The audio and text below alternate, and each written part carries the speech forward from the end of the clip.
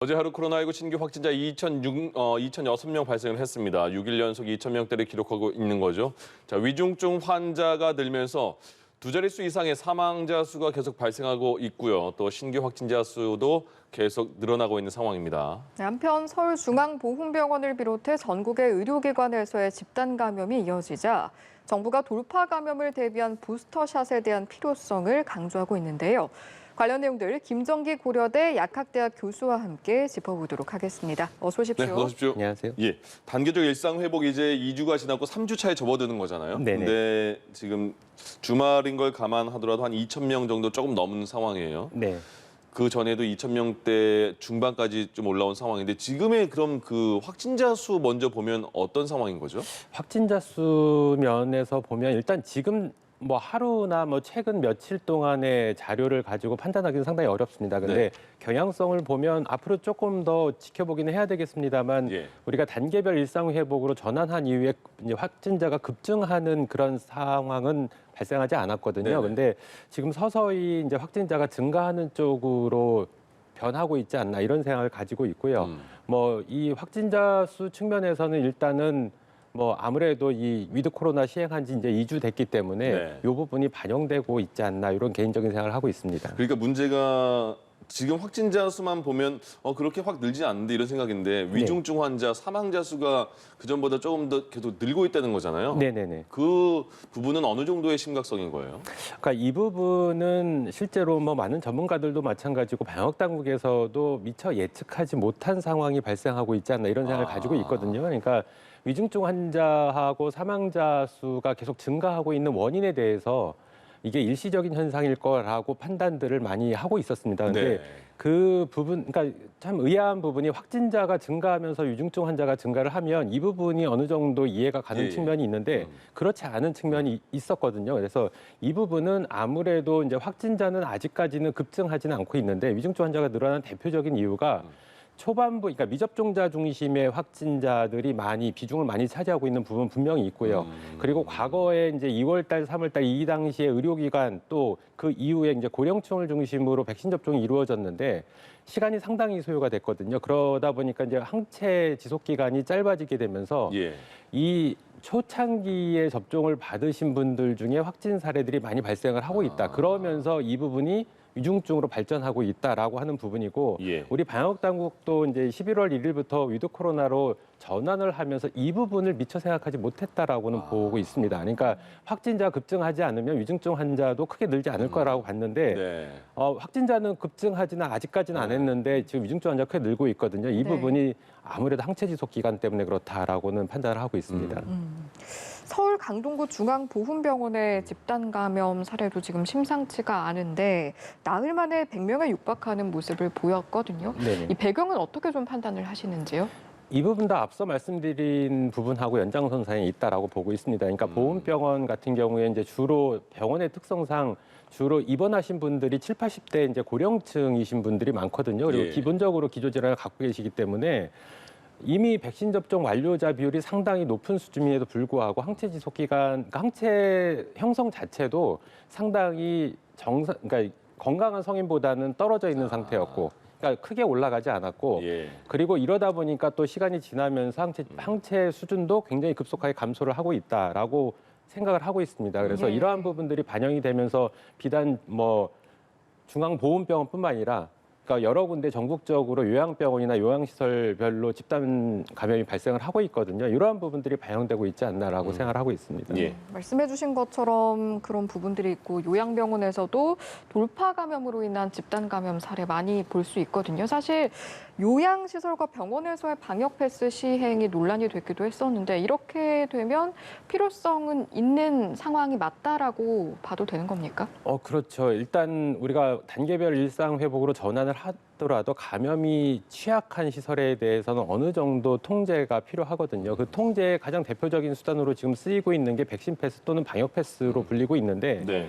일단 논란이 됐던 부분은 대표적으로는 실내 체육 시설 부분이 방역 패스를 적용을 하면서 논란이 좀 됐었거든요. 근데 예. 기본적으로 뭐 노인 관련 시설, 그러니까 요양병원이라든가 아니면 요양원 같은 곳에서는 이 돌파 감염이라는 게 항상 발생할 가능성이 있다라고 과거부터 얘기를 했었었고 예. 더군다나 지금 왜 요양병원에서는 그 종사자들도 이제 백신 접종을 맞았는데 왜 감염이 일어나느냐라고 네. 하는 부분에서는 이게 과거에도 제가 한참 오래전에 말씀을 드렸는데 트로이몽마 효과라고 하는 부분이 발생을 하거든요. 그러니까 백신 접종자가 돌파 감염이 발생을 하면서 다른 사람한테 감염을 시킨다. 대표적으로는 미접종자거든요. 근데 지금 요양병원이나 노인 관련 시설 같은 경우에는 그 접종을 완료했음에도 불구하고 이분들은 항체 형성률이 상당히 떨어집니다. 그러니까 이런 부분에서 감염을 시킨다. 그러니까 일종의 트로이몽마 효과가 발생을 하면서 그 집단 내에서 굉장히 급속한 어떤 확산이 이루어지고 있다. 이렇게 보시는 게 맞을 것 같습니다. 정부가 수도권에 있는 병원들에게 병상 좀 확보해라 행정명령도 내렸고요. 그래서 병상은 확보하고 있는 상황인 것 같고, 근데 중환자 병상이 75%까지 꽉 차면 뭐 비상 계획을 발동하겠다 이렇게 했는데 수도권은 지금 이미 75%가 찼다고 하거든요. 네네. 그러면 이건 부분적으로 비상 계획을 발동해야 되는 건지 아니면 어느 정도로 또 병상을 관리해야 되는 건지 좀 고민이겠어요. 이 부분에 대해서 얼마 전에 이런 논란이 있었었거든요. 그러니까 수도권 병상이 70%를 넘어서게 되면서 수도권만 먼저 비상조치, 비상계획을 발동을 해야 되는 게 아니냐라는 일부의 의견이 있었는데 네.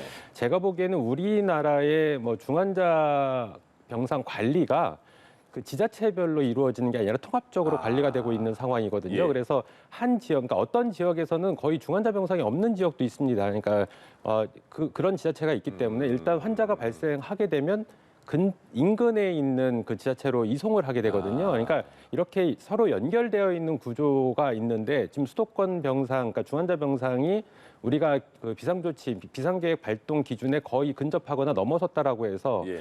해당 지역만 비상계획을 발동을 하게 되면 향후에 이 중환자가 발생을 했을 때 다른 지자체로 이송을 해야 되는데 해당 지자체에서 안 받으려고 할 수도 있어요. 그러니까 그러네요. 왜냐하면 우리가 중환자를 받게 되면 우리가 보유하고 있는 중환자 병상의 가동률이 굉장히 급속하게 올라가니까. 올라가니까 이렇게 되면 상당한 그러니까 어떤 그 논란이라든가 아니면 혼선이라든가 이런 것들이 발생을 할 수가 있기 때문에 제가 보기에도 특정 지자체만 제한해서 비상계획을 발동하는 건 맞지 않다라고 보고 이게 전국적으로 유기적으로 판단을 해야 되는데 일단 뭐 수도권 같은 경우에 75% 수준 안팎을 보이고 있고 뭐 네. 서울 같은 경우에는 78%까지 도달했다라고 얘기를 하고 있거든요. 근데 네. 전국적으로 보면 59.6%이기 때문에 일단 방역 당국에서 밝히고 있는 75% 수준까지는 도달하지는 않았다 이렇게는 보고 있고 네. 다만 지금 굉장히 빠르게 위중증 환자가 발생을 하고 있다 보니까 조만간에 전국적으로 봐도 75% 수준을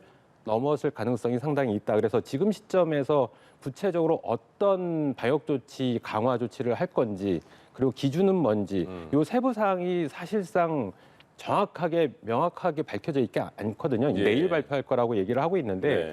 원래 한 가지 아쉬운 점은 단계별 일상회복으로 접어들 때 어느 정도의 이 구체적인 안은 있었어야 된다라고 생각을 하고 있습니다. 그러니까 이 부분이 구체적이지 않기 때문에 이렇게 혼선이 빚어지는 부분이 분명히 있다라고 생각을 하고 있고 지금도 늦지는 않았다라고 생각하고 이 정확한 발동의 기준이라든가 아니면 앞으로의 방역 조치를 어떻게 할 것인가 이런 부분에 대한 어떤 구체적인 안이 나와야지만 향후에 혼선 없이 지금 단계별 일상 회복을 계속 이끌어 나갈 수 있지 않을까라는 생각을 가지고 있습니다. 그런 거에 대한 구체적인 건 말씀하신 것처럼 내일 발표가 된다는 거잖아요. 정부 네네네. 입장에서. 그러면 지금 일단은 기본적으로 좀 넓게 본다면, 크게 본다면 비상 계획이 발동이 된다는 거는 지금의 단계적 일상 회복이 잠시 중지된다는 겁니까? 어느 정도의 방역 조치 강화 쪽으로 이행을 하지 않을까라는 생각을 가지고 있습니다. 한꺼번에 이전에 우리가 이제 단계별 일상 회복 이전으로 다시 돌아가자라고까지는 못하더라도 네. 일정 수준으로 다시 방역 조치가 강화될 가능성이 상당히 높다 이렇게는 보고 있고요. 예. 그렇지 않을 경우에는 이 우리 의료 시스템 자체가 감당을 못하게 됩니다. 그렇게 되면 중환자로 이제 어떤 그 임상 증상이 굉장히 예후가 안 좋아진 분들이 적절한 치료를 받지 못하고 사망하는 그 사망률이 굉장히 크게 높아지는 그런 상황도 발생할 수 있다라고는 보고 있습니다. 정부가 우리 지금 수준의 의료 체계에서는 하루에 500명 정도의 위중증 환자까지는 감당할 수 있을 것 같다 이렇게 표현을 했는데 지금 굉장히 많이 늘어서 육박하는 상황이 됐잖아요. 지금 네네. 사망자 수도 그렇고요. 그러면 이 위중증 환자와 사망자 수의 증가 더 위험해지지 않게 하기 위해서는 어떤 조치가 필요한 거예요? 지금 당장에 필요한 건 그럼 뭐 부스터샷을 조금 더 빨리 맞는 거라든가 아니면 안 맞은 분들은 맞으셔야 되는 건지 뭐가 필요한 거죠? 일단 뭐 몇 가지 방법이 있는데 하나는 말씀하신 것처럼 부스터샷을 빨리 진행을 해야 된다라고는 보고 있습니다. 특히 60대 이상의 고연령층, 그리고 기저질환을 가지고 계신 분들한테 지금 우리가 뭐 6개월 이후 뭐 경우에 따라서 단축해서 5개월 그러니까 접종 완료 이후에 5개월 또는 6개월 이후에 우리가 얘기하는 추가 접종을 할 수 있다라고 얘기를 하고 있는데 네. 이 기간을 제가 보는 기준에서는 그 접종 완료 기준으로 3개월이 넘어서게 되면 희망자에 한해서 특히 기저질환이라든가 아니면 연령이 높은 층에 대해서 추가 접종을 빨리 추진하는 게 맞다. 왜냐하면 지금은 18세 이상의 성인들에 대한 접종은 어느 정도 마무리가 됐거든요. 네. 그러니까 우리가 어떤 접종을 할 수 있는 의료 시스템의 여력이라든가 이런 부분이 충분히 되고 있다 보니까 예. 빨리 추진을 하는 게 맞다라고 보고 있고 일단 뭐 지금 단계에서 이 부분이 어느 정도 시간적인 어떤 소요가 들어갈 거다. 그러니까 시간이 좀 걸릴 거다 이렇게 보고 있거든요. 네. 그렇기 때문에 이러한 최근에 문제가 되고 있는 감염 취약 시설에 대해서는 일정 부분의 방역 조치 강화도 필요하지 않을까라는 생각을 가지고 있습니다. 예. 여기에 더해서 정부가 코로나19 백신을 주기적으로 접종하는 방안 논의 중이라고 하는데요. 이렇게 정례화하는 것에 대한 의견은 어떤 의견을 가지고 계십니까? 일단 지금은 3차 접종 이후에, 그러니까 우리가 뭐 얀센 이외에는 다 2회 접종을 하지 않습니까? 그러니까, 네. 그러니까 2차 접종 완료하고 나서 3차 접종, 그러니까 부스터샷을 한 다음에 항체 수준이 얼만큼 높아지는지 그리고 이게 실제로 얼만큼 높아지는지에 대해서는 어느 정도 연구 자료가 있거든요. 예. 그런데 이 부분이 어느 정도 또 지속이 될 건지 이 부분은 아직 명확하지가 않습니다. 그러네요. 그러니까 예. 우리가 향후에 이런 부분들에 대한 연구 자료가 보다 더 많이 나올 때까지 예. 좀 기다려볼 필요는 있다라고 생각을 하고 있습니다. 다만 이게 향후에 그러니까 추가 접종을 그러니까 정례화할 때에는 우리가 백신을 확보를 해야 되거든요. 그렇기 때문에 이 부분하고 연동이 돼 있기 때문에 제가 보기에는 적절한 시점에 나온 연구 데이터를 가지고 빨리 결정을 해서 추가적인 백신 확보를 하는 방향으로 가야 되는데 현 시점에서는 아직까지는 향후에 연구 자료를 좀 지켜보기는 해야 된다라는 예. 생각을 가지고 있습니다. 작년 딱 요 시점에도 이런 얘기가 나왔던 것 같은데 만약에 정례화라는 게 뭐 1년에 한 번, 6개월에 한 번 주기적으로 맞아야 된다는 거잖아요. 네네. 독감 백신처럼 1년에 한 번 맞는 것처럼. 네. 그게 만약에 코로나19 백신이 1년에 한 번이면 이 시기에 독감 백신과 같이 하나로 만들어져서 한 번 맞으면 끝날 수 있게 이것도 가능하겠네요, 그럼? 아니에요? 예, 그렇지는 않습니다. 왜냐하면 이 앞서 말씀드린 것처럼 이게 추가적인 부스터샷을 했을 때 항체 지속 기간에 따라 다르고요. 네. 그리고 사람들마다 또 편차가 상당히 큽니다. 그리고 독감 백신 같은 경우에는 우리가 매년 맞는 대표적인 이유 중에 하나가 이 코로나19 백신보다 코로나19 바이러스보다도 인플루엔자 바이러스가 훨씬 돌연변이 높습니다. 예. 그래서 백신의 효능이 낮은 경우에는 25%에서 많은 경우에 60% 정도밖에는 안 보이고 있거든요. 네. 그렇기 때문에 우리가 매년 맞아야 되는 부분도 있고 그리고 향후에 인플루엔자가 독감 같은 경우에는 올해 유행할 거를 미리 선정을 해서 백신주를 선정한 다음에 백신을 만드는 예. 이런 예측을 해서 백신을 만드는 부분이 있거든요. 그래서 효능이 상당히 떨어진다. 그렇기 때문에 우리가 이제 매년 모르기 때문에 맞는 부분이 있는데 네. 아직까지 코로나19 바이러스 같은 경우에는 그렇지는 않다. 그러니까 추가적으로 델타 변이 이후에 또 다른 유행세가 높은 그런 변이 바이러스가 나오게 되면 우리가 또 추가적으로 맞아야 되겠지만 지금은 좀 상황이 다르다라고 보고 있고 앞서 말씀드린 것처럼 3차 접종 이후에 항체 지속 기간이 얼만큼 되는지에 대한 추가적인 연구 자료를 우리가 좀 검토해 볼 필요는 있다라는 생각을 가지고 있습니다. 한 번에 편하게 맞고 싶었는데 아직은 그게 안 되나? 네네. 알겠습니다. 지난주에 백신 안전성 위원회가 출범을 했습니다. 그러니까 인과성 조사에서 이상 반응이 있는 거 잘 조사해서 거기에 대한 보상을 해주겠다 이런 건데 그러면 기존에 판단된 사안도 있지 않겠습니까? 이건 네네. 인과성이 없다 이런 거에 대해서 네네. 거기에 대해서도 다시 조사를 하는 건지 그리고 그렇게 되면 또 이런 그 위원회까지 생겼으면 걱정하는 분들의 우려를 해소할 만큼 보상 범위도 굉장히 넓어지는 건지 어떤 거예요? 아무래도 기존의 어떤 판정을 받으신 분들에 대해서 소급 적용을 해서 다시 재평가를 한다라는 부분은 구체적으로 정해져 있지는 않습니다. 네. 그렇기 때문에 이 부분 좀 지켜봐야 되는데 예. 일단 향후에 발생하는 어떤 이상 반응에 대해서는 지금보다는 더 융통성 있게 그 인정하는 사례를 더 확대할 가능성이 상당히 높다 이렇게는 보고 있습니다. 그래서 네. 보통 우리가 인과성 백신 접종에 대한 이상 반응의 인과성을 검토하는 기준이 5단계로 되어 있는데, 그러니까 백신 접종에 의한 이상 반응이 명확한 경우, 개연성이 있는 경우, 가능성이 있는 경우, 그리고 그 다음 4번째가 일단은 인정되기 어려운 경우, 그 다음에 마지막이 인과성이 없는 경우 이렇게 돼 있거든요. 그러니까 첫 번째 그러니까 명확한 경우, 개연성이 있는 경우, 가능성이 있는 경우까지는 보상 범위에 들어가게 되고요. 네네. 그 다음에 인정되기 어려운 경우가 두 분류로 다시 나눕니다. 그래서 자료가 불충분한 경우, 그리고 백신보다는 다른 이유에 의한 경우 이렇게 나누는데 4-1까지만 해도 이제 보상 범위에 들어가게 되는데 2에 해당되게 되면 보상 범위에 안 들어가게 되거든요. 근데 네. 이 부분이 굉장히 주관적인 판단이 분명히 있다. 그러니까 물론 그간의 의학적인 지식을 바탕으로 평가는 합니다만 예. 이게 주관적인 어떤 평가 기준이 있다 보니까 이런 부분에 대해서 어떤 그 융통성을 또 확대를 할 가능성이 상당히 높다 이렇게는 보고 항상 그 있습니다. 경계가 어렵군요. 네, 지금 경계가 문제가 되고 있는 그러게요. 겁니다. 또 하나가 최근에 화이자 백신을 맞았는데 고3 학생인데 장기가 괴사가 됐고 혈액암 진단을 받았다. 물론 인과관계가 지금 밝혀진 건 아닌데 네. 이런 사례가 막 나오면 좀 무서워져 이런 분들이 분명히 계시잖아요. 네네네. 요 인과관계는 뭐 조사해봐야겠습니다만은 어떻게 보이세요? 아직 정확한 어떤 그 병리 소견에 대해서 알려진 부분이 없어서 명확하게 판단하기 좀 어려운 네네. 부분이 있는데 지금 이와 같은 사례 같은 경우가 아까 4단계에 해당됩니다. 그러니까 경계선에 있는 부분인데 4-1은 그래도 자료가 불충분하지만 인정이 되는 경우로 포함되는데 네. 4-2에 포함될 가능성이 상당히 높거든요. 예. 그래서 이 부분은 지금 알려져 있는 바로는 말씀하신 것처럼 혈액암 같은 경우 지금 이 악성 림프종 혈액암으로 알려져 있는데 이 악성 림프종 혈액암 같은 경우에 백신에 의해서 발생한 사례는 국내에서도 그렇고 해외 사례에서도 찾기 거의 어렵습니다. 그래서 인정이 되기 상당히 어려운 부분이 좀 있다라고는 네. 보고 있는데 또 하나는 이 장중첩이 발생을 하면서 소장이 괴사하는 증상도 보였다라고 하거든요. 그래서 장중첩 같은 경우에는 보통은 그러니까 소장의 말단 부분이 대장 쪽으로 밀려 들어가면서 장중첩이 발생을 하게 되는데 예. 대표적인 원인이 림프절이 종창이 일어나면서 이렇게 부어오르면서 생기는 경우가 많다라고 알려져 있습니다. 네. 그래서 이 부분 같은 경우에 백신에 의해서 이제 림프절이 붓는 증상이 분명히 있거든요. 그래서 이 부분을 어떻게 판단할 거냐라는 부분이 향후에 앞서 말씀드린 인과성위원회에서 좀 검토를 해봐야 되는 부분이다. 근데 한 가지 중요한 부분은 예. 이 우리가 지금 현재 접종을 받고 있는 화이자나 모더나 백신, 아스트라제네카도 마찬가지고요.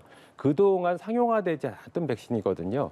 그러니까 우리 기준이 과거에 상용화돼서 잘 쓰여왔던 백신의 플랫폼을 가지고 평가하기는 좀 어려운 부분이 있다. 그러니까 예. 새로운 거로 우리가 시도를 하기 때문에 이러한 현상들도 조금 융통성을 가지고 판단을 할 필요가 있지 않나 생각을 가지고 있습니다. 그래서 예. 향후에 이 결정 사항에 대해서 좀 지켜볼 필요는 있다라고는 보고 있습니다. 예, 알겠습니다.